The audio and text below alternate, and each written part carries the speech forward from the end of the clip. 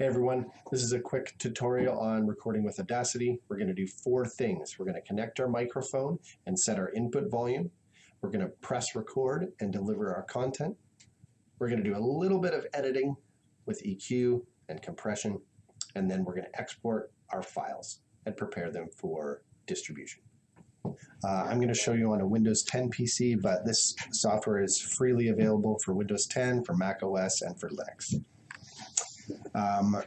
Right now I'm recording with the webcam's built-in microphone, which will do the job. It does pick up quite a bit of room ambience as you're hearing, but it will do the job, and depending on the webcam you have, the quality could be quite good. So let's go ahead and start Audacity. So there we go. And I'm going to pick MME, and then I've got my webcam set as the built-in input device. I'm going to leave it at stereo 2-channel. And there's the phone. And we're back. The telemarketer's been taken care of. Let's get to work. Okay, so we're back here in Audacity. I've got my webcam selected as the input microphone. We're going to leave it on 2-channel. And then I'm going to go up here into this area and say click to start monitoring. And this is where I'm going to monitor the input volume of the microphone.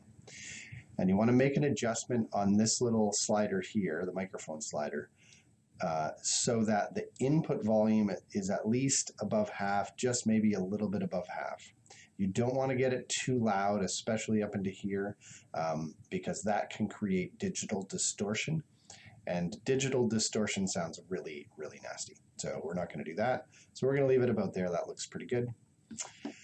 And then when you go to record, make sure that you're nice and relaxed. We're going to hit the record button here. We're going to wait a few seconds, and then we're going to start delivering our content. We're going to hit stop. So we're going to wait a few seconds, and then we're going to hit stop. Here we go. It was the last day of school and the beginning of vacation. That wonderful time when little bears could sit around doing absolutely nothing. I'll hit stop.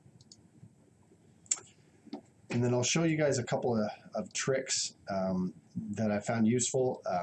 One is noise reduction, and then the other is just a bit of EQ. So, and then the other is dynamics. So we've got our recording, and I'm going to show you guys a couple of little processing tricks that will help the recordings come out a little better. So the first one is dynamics, or compression. And so if you just hit Control-A on your keyboard, that will select all of the audio. We'll go up here to Effect, and we'll say Compressor. And I just want you to hit OK on that.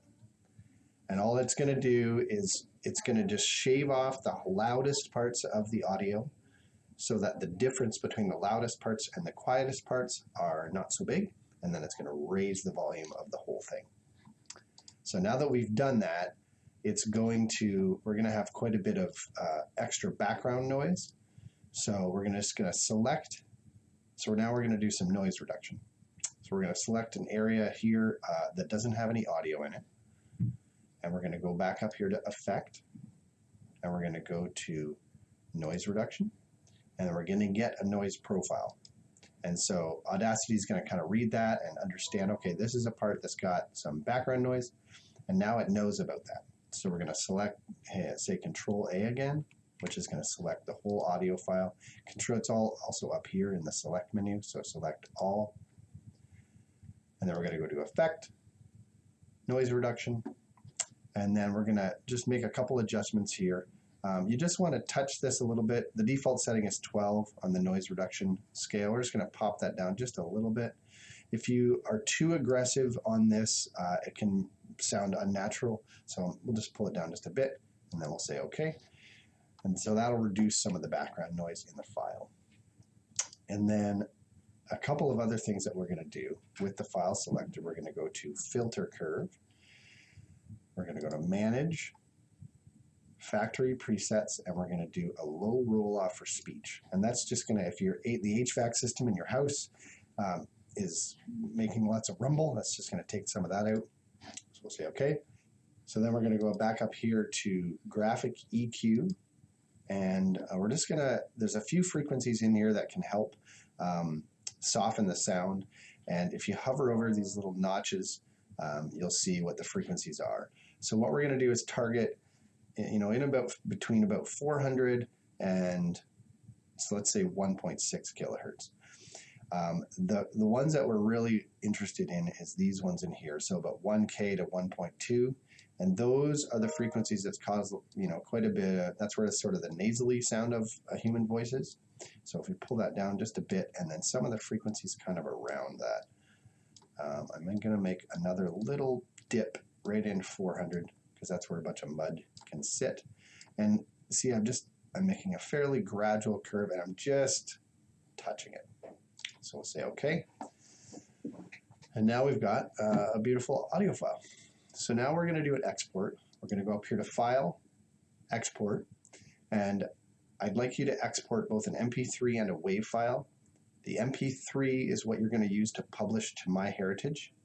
That's the compressed version. The file size will be smaller, but it'll still sound pretty good. And then the WAV file is what we're going to keep for archive purposes in case we need to go back, in case we want to do some editing or mastering of the file.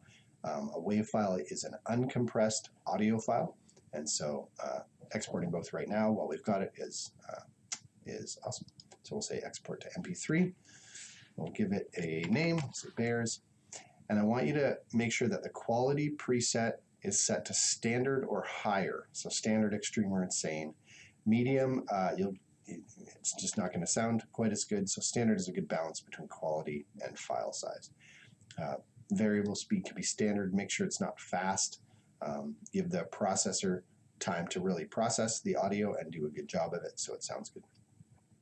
Say save, and this little window is where you can enter metadata tags for the file so that when it gets imported to someplace like iTunes, then the track number or the year will show up as information, or the artist, and iTunes can search that. We don't need that right now, so we'll say OK. And there is our audio file. We'll do the same thing, export WAV, and we'll give it a name. We'll say save, and we'll say OK to metadata, and we have our exported audio file. Good luck. We'll see you soon.